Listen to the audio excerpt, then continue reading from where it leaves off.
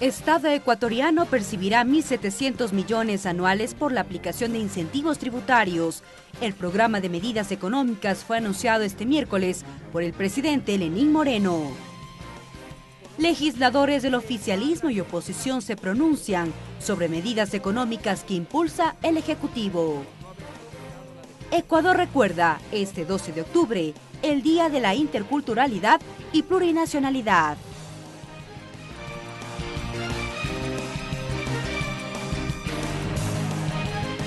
Los medios legislativos presentan TVL Noticias, emisión estelar, con Belkis Sánchez. Amigos, saludos cordiales, bienvenidos todos a la emisión estelar de TVL Noticias en este jueves 12 de octubre de 2017. Saludamos como siempre a quienes nos sintonizan a través de la señal de los medios legislativos, Televisión Legislativa del Ecuador, la radio de la Asamblea Nacional y también a quienes nos siguen por internet por tvl.asambleanacional.gov.es. De inmediato la revisión de la información.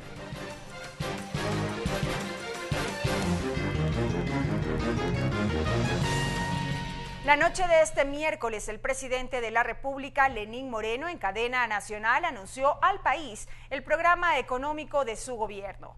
El envío de un proyecto de ley de reforma tributaria a la Asamblea Nacional fue parte del anuncio.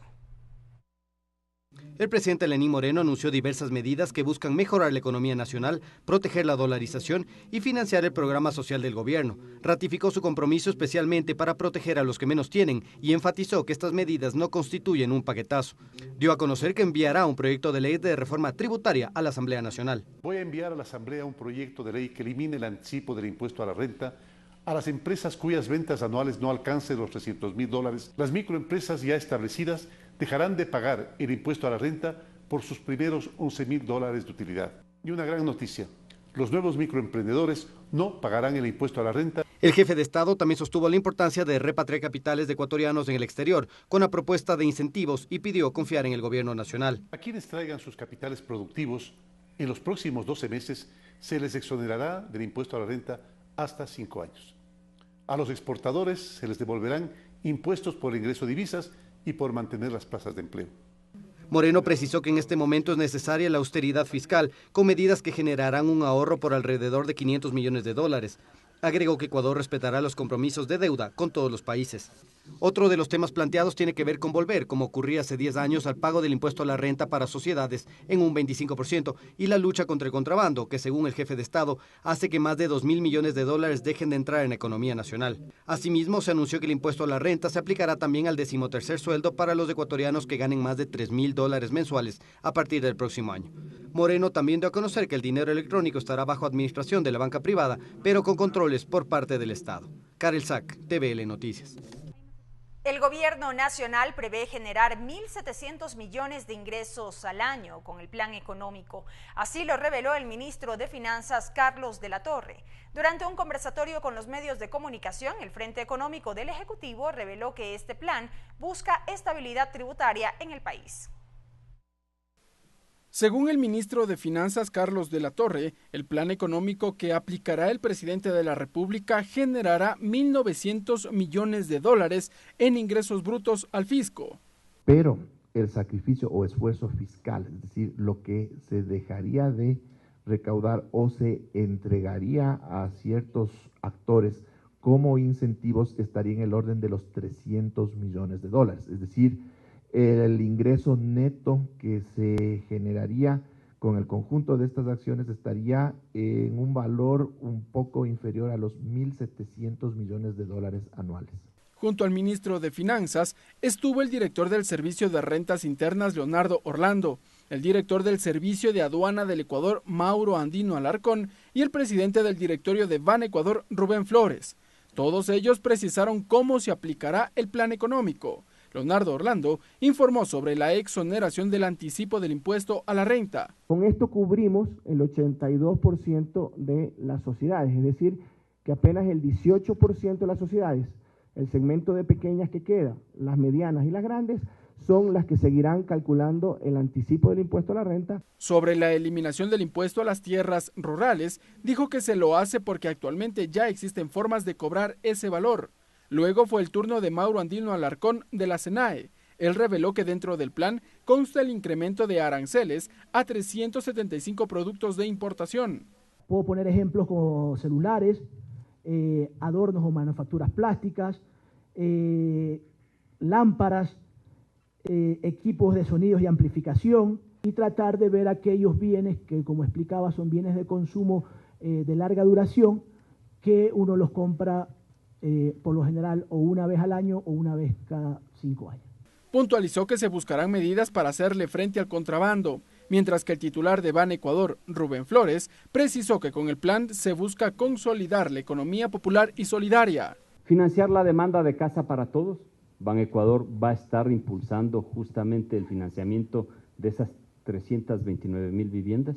Las autoridades coincidieron en que las medidas económicas apuntan a fortalecer la dolarización y que el plan no constituye un paquetazo. Ricardo Bravo, TVL Noticias. Asambleístas del oficialismo y de oposición plantearon sus posturas sobre las medidas económicas anunciadas por el presidente Lenín Moreno. El ministro de Trabajo, Raúl Ledesma, quien mantuvo una reunión con el bloque de asambleístas de Alianza País este jueves, explicó que se analizan los mecanismos para la implementación de las nuevas modalidades de contrato. Una vez que el primer mandatario Lenín Moreno anunciara el programa económico de su gobierno, las reacciones tanto de oficialismo cuanto de oposición fueron expuestas. Por el bloque de Alianza País y los aliados hubo dos posturas. La primera de respaldo a los 5 ejes que enmarcan las medidas económicas y la segunda no desean adelantar criterios.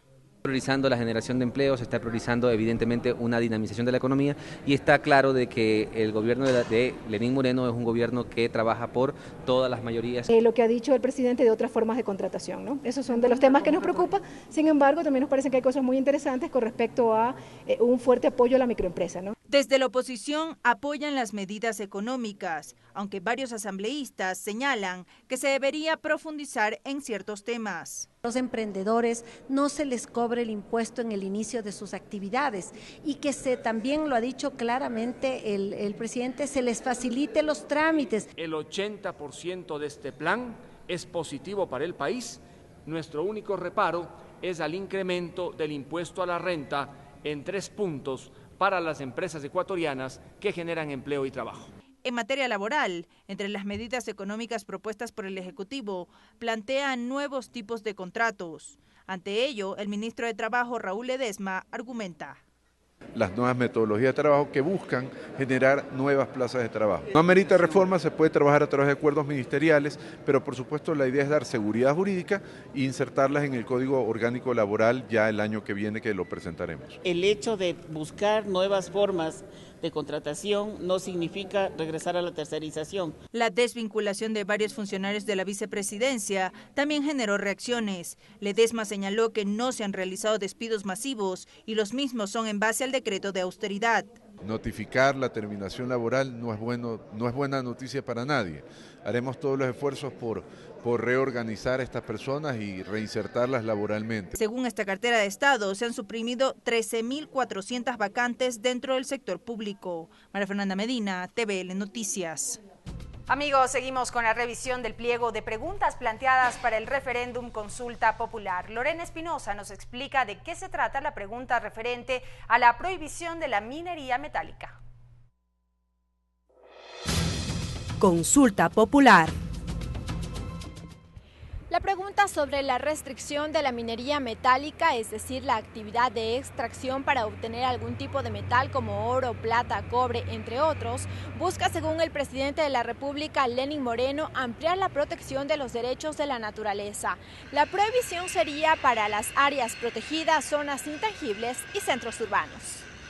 El artículo 407 de la Constitución establece la prohibición de actividades extractivas de recursos no renovables en áreas protegidas y en zonas declaradas intangibles, incluida la explotación forestal, y señala que de manera excepcional se podrán extraer recursos previa petición fundamentada del presidente de la República y previa declaratoria de interés nacional por parte de la Asamblea Nacional, pudiendo esta última, de estimarlo pertinente, convocar a consulta popular. En base a la aplicación de este principio constitucional y en función de la necesidad de ampliar la protección de los derechos de la naturaleza hacia otras áreas, el presidente de la República incorporó la siguiente pregunta en la propuesta de consulta popular y referéndum.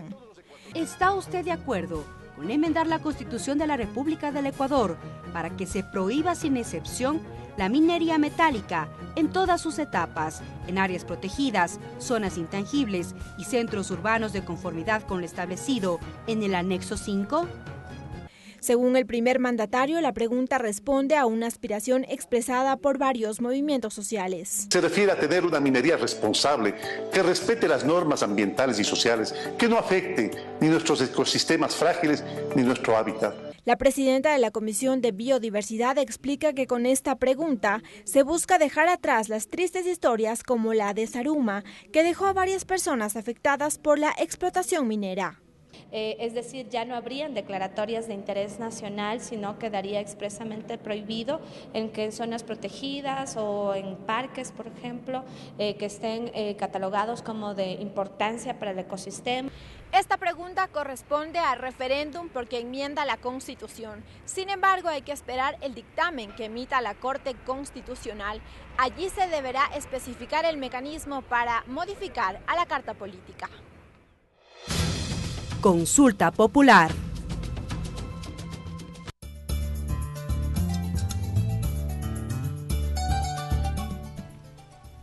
Ayukuna minga chiwaichi ñukunchi ñami kasna kachishipi willay kunawan kikinpa wasiman chayamukunchik Mashibel Sánchez allichishi willay kunawan kaypi kallarinchik. Anuncio medidas económicas. Llaqtapushak Lenín Moreno apuruna imami kaynachishi tukuy ayllukunaman willachirka.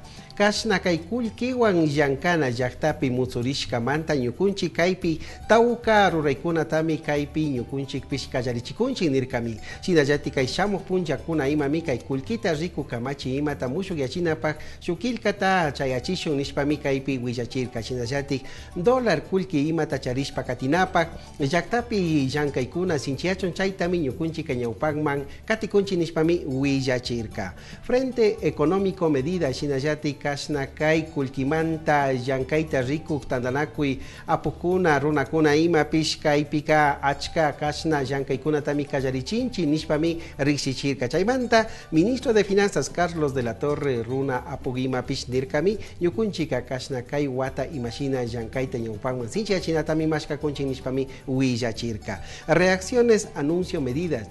Chimbapura apukuna, shinallati kasna kai llaqta pushawan llanka apukuna imapish imashina ya kasna kai kulki imashina kai wata llankaypi ñawpakman rinatami rimarirka kuna. Shinallati paykuna kanirkami ñukunchi kaypi imashina llaqta wiñarinata rikunapak llankanapak kaypimi chaparakunchi nishpami willachirka kuna. Hasta aquí la interpretación en el quichua. Regresamos con TVL Noticias, emisión estelar, luego de la siguiente pausa promocional. Continuamos con TVL Noticias, emisión estelar. Amigos, continuamos con más información. Fander Falconi, ministro de Educación, acudió a la Comisión Ocasional AMPETRA para explicar las acciones de prevención, identificación, erradicación y combate de la violencia sexual en escuelas y colegios, así como los programas de atención y acompañamiento. El titular del Ministerio de Educación, Fander Falconi, presentó ante la Comisión Ocasional AMPETRA el Plan Nacional de Convivencia Armónica y Cultura de Paz en el espacio escolar, que busca desarrollar capacidades en la comunidad educativa para prevenir y abordar situaciones de violencia contra niños, niñas y adolescentes. Tenemos que tener las políticas de prevención, de actuación, de cero tolerancia para enfrentar el problema y ojalá reducir a su mínima expresión estas tipologías que son delitos. Por su parte, Pablo Ormaza, delegado del Ministerio de Educación, detalló un diagnóstico, una base conceptual, el Plan Nacional Más Unidos, Más Protegidos y las acciones desarrolladas. Se determinó que aproximadamente 6 de cada 10 estudiantes han sufrido al menos un acto de violencia en el último quimestre. Entre el 2014 y 2017, la institución receptó 882 denuncias por presuntos delitos sexuales. De estos, 445 son por acoso sexual, 321 por abuso sexual, 97 por violación, 10 por estupro, 4 por distribución de material pornográfico, 2 por explotación sexual, entre otros. De acuerdo con su estudio, el 46,4% son cometidos por personas externas al sistema educativo y el 63,6% por personas vinculadas al sistema educativo. En estos últimos casos se han levantado 453 sumarios administrativos. Según el Ministerio de Educación, desde junio de este año se han articulado medidas concretas con el ECU 911, la Asamblea Nacional, el Consejo de la Judicatura, Sistema de Naciones Unidas, entre otras entidades. En cuanto a protocolos, se han implementado normas para la atención a víctimas, actuación ante situaciones de violencia detectadas. María Fernanda Medina, TVL Noticias.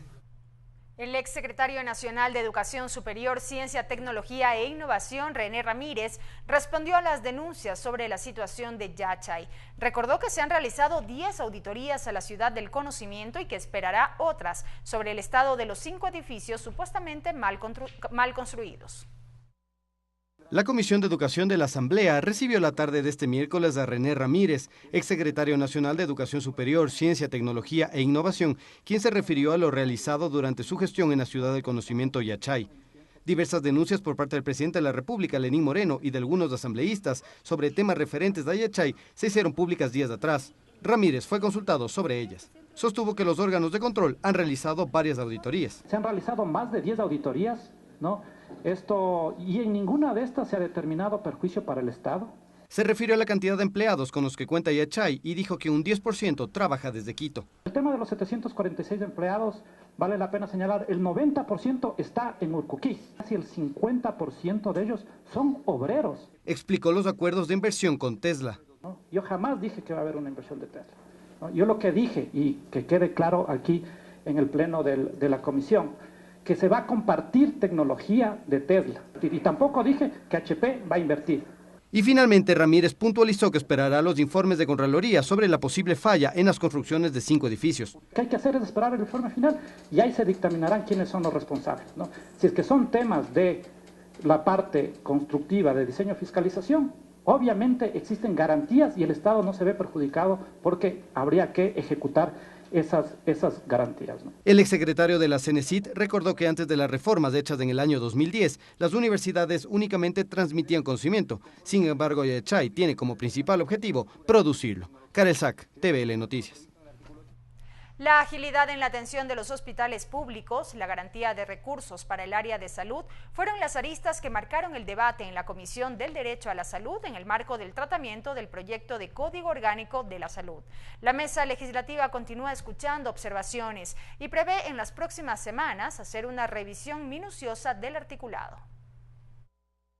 Descongestionar el flujo en los hospitales públicos y canalizar la atención de pacientes fue una de las propuestas planteadas por Andrés Sotomayor, presidente de la Red de Profesionales de la Salud, quien además sugiere que se debe hacer una planificación poblacional adecuada. Es necesario que cada usuario sepa si pertenece al Ministerio de Salud, al IES, al ISPA, al ISPOL, ellos sí saben quiénes son. También propone que exista una reserva de contingencia en las casas de salud y que la asignación presupuestaria no tenga el mismo trato que otras instituciones públicas. En el sector salud no se puede planificar la compra de un medicamento hasta el mes de noviembre como hacemos en todas las instituciones públicas. Las personas muchas veces acuden y necesitan un medicamento el 31 de diciembre. Alberto Narváez, vocero de la Confederación de Profesionales de la Salud, en cambio le preocupa los derechos laborales de los profesionales de la salud. Dice que se han reducido derechos para este sector. Ejemplo, estabilidad laboral. Hay artículos que van a eliminar la estabilidad laboral, el no reconocimiento de las jornadas especiales reducidas. También dice que hay una confusión sobre el procedimiento de sanciones dentro del proyecto de Código de la Salud. Estamos proponiendo que no sea solo los directores del Ministerio de Salud, de la Autoridad Sanitaria de Salud, de los que sancionen. Debe haber previamente dictámenes o informes periciales de un consejo de especialistas forenses en el tema. La mesa legislativa prevé a finales de octubre hacer una revisión del articulado de cara a la elaboración del informe para segundo debate. Lorena Espinosa, TVL Noticias. La Comisión de Desarrollo Económico continúa con el tratamiento del proyecto de ley del artesano, la institución que se encargará de construir políticas públicas para el sector y beneficios para los artesanos marcaron el debate. La mesa legislativa tiene previsto aprobar esta normativa a finales de este año. La institución que construya y vele por el cumplimiento de las políticas públicas para artesanos del país es un tema que genera conflictos, según el asambleísta Mauricio Proaño, pues dice que en encuentros en territorios se ha evidenciado conflictividad entre gremios. Unos dicen que debería ser solo la parte privada, que eso no tiene sentido porque la rectoría tiene que ser del Estado. Otros, en cambio, quieren tener una totalidad, una total poder frente a todos los gremios. Por ello, en el marco del tratamiento del proyecto de ley del artesano, la Comisión de Desarrollo Económico recorrerá el país, dijo, para socializar el contenido de la propuesta y llegar a consensos. Una ley, si no existe quien aplique, entonces se complica, porque nosotros estamos poniendo beneficios, estamos poniendo motivación al sector artesanal, sabemos la importancia que tiene el sector y por eso queremos discutir y ordenar. Por otra parte, el asambleísta César Ron manifestó que el proyecto de ley debe incluir beneficios para los artesanos, sobre todo, dijo, en el ámbito crediticio. No podemos desarrollar el país y fomentar la artesanía, la microempresa, los pequeños negocios, sin crédito y peor, con un acceso a crédito a tasas de interés de más de 2 dígitos. Además, expresó que espera que el Ejecutivo también se pronuncie con beneficios tributarios para este sector. Que venga de los sectores estatales, del Ministerio de Industrias, nuevos incentivos en materia tributaria, en materia arancelaria, en materia financiera. La mesa legislativa tiene previsto aprobar esta normativa a finales de 2017. Lorena Espinosa, TVL Noticias. Vamos con otros temas. Este jueves 12 de octubre se recuerda el Día de la Interculturalidad y Plurinacionalidad. La fecha se conmemora bajo esta denominación desde el 2011, cuando el expresidente Rafael Correa, a través del decreto ejecutivo 910, propuso darle un nuevo significado al 12 de octubre, entendido como el Día de la Raza. Esto en referencia a que en Ecuador existen diversas nacionalidades indígenas que tienen derecho a reforzar y conservar sus propias instituciones, como señala el decreto. A propósito de este día, el presidente de la Asamblea Nacional, José Serrano, expresó: el Día de la Interculturalidad está basado en el respeto a la diversidad, integración y crecimiento por igual de las culturas de Ecuador. Y en el marco del Día Nacional de la Interculturalidad, el Consejo Nacional Electoral, conjuntamente con el Consejo Nacional para la Igualdad y el Instituto de la Democracia, presentaron el proyecto denominado Pueblos y Nacionalidades del Ecuador por una democracia intercultural y plurinacional. En el acto se detallaron los avances en materia de política pública en favor de este sector.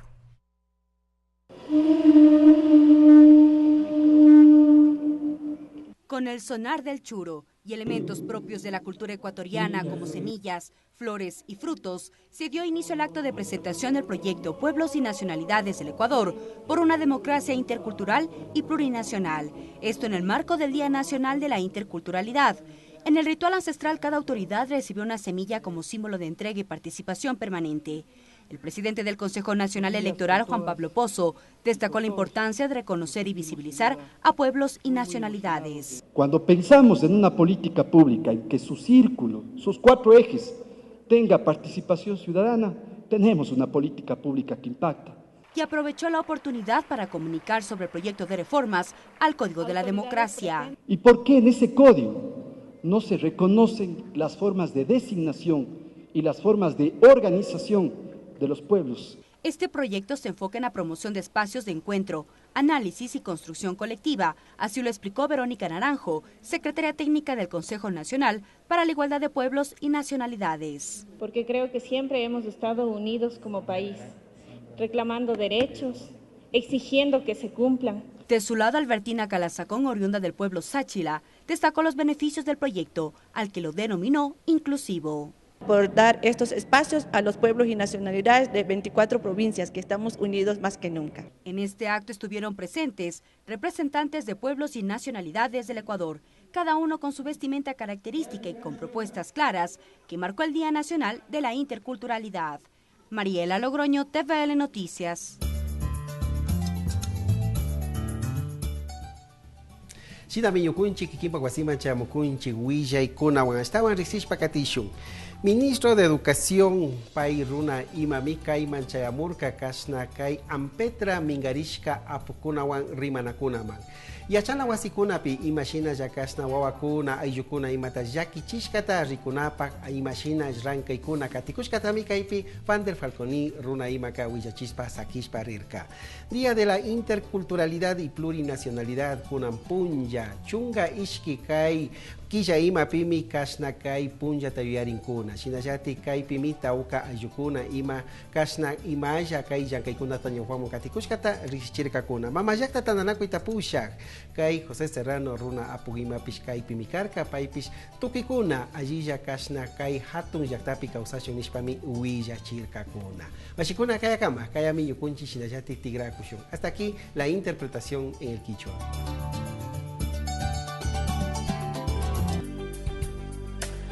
Unión Interparlamentaria, Asamblea número 137. Desde este viernes 14 de octubre se llevará a cabo la 137 Asamblea de la Unión Interparlamentaria UIP en San Petersburgo, Rusia. En la cita participará una delegación de asambleístas del Ecuador integrada por Doris Solís, quien encabeza esta misión, Lira Villalba, José Chalá, Ángel Sigmaleza, Juan Cristóbal Lloret y Fernando Burbano. Durante la cita sesionarán 4 comités permanentes en los cuales cada asambleísta participará para abordar temas relacionados con la democracia, el desarrollo sostenible, el cumplimiento de los objetivos de desarrollo sostenible y la seguridad nacional e internacional. Esta última temática tendrá como fin promover la iniciativa de eliminar la fabricación e implementación de ensayos y armas nucleares. También están previstos foros sobre temas como la igualdad de género, fomento e inclusión dentro de los parlamentos y la perspectiva de los jóvenes en las resoluciones a ser adoptadas. Corregimos, esta cita se cumplirá a partir de este viernes 13 de octubre. La agenda de actividades de la Asamblea Nacional, amigos, para este viernes 13 de octubre a las 9 de la mañana, sesión de la Comisión de Gobiernos Autónomos con el tema de la mesa de diálogo para la construcción participativa de la reforma general al Código Orgánico de Organización Territorial COTAD. Esto se cumplirá en la Casa de la Marimba, barrio Las Palmas, en Esmeraldas. A las 9:30, rueda de prensa de la Comisión Ocasional para prevenir y erradicar la violencia de género contra las mujeres sobre el proyecto de ley integral para la prevención y erradicación de la violencia de género contra las mujeres. Esto tendrá lugar en Puerto Viejo y posteriormente a las 10 de la mañana la sesión formal de esta comisión ocasional para tratar esta temática. Así finaliza la emisión estelar de TVL Noticias, amigos. Gracias por haber estado con nosotros. Sigan la sintonía de los medios legislativos. Enseguida se viene Termómetro Ciudadano con nuestro compañero Ramón Bravo. Una buena tarde. Los medios legislativos presentaron TVL Noticias, emisión estelar.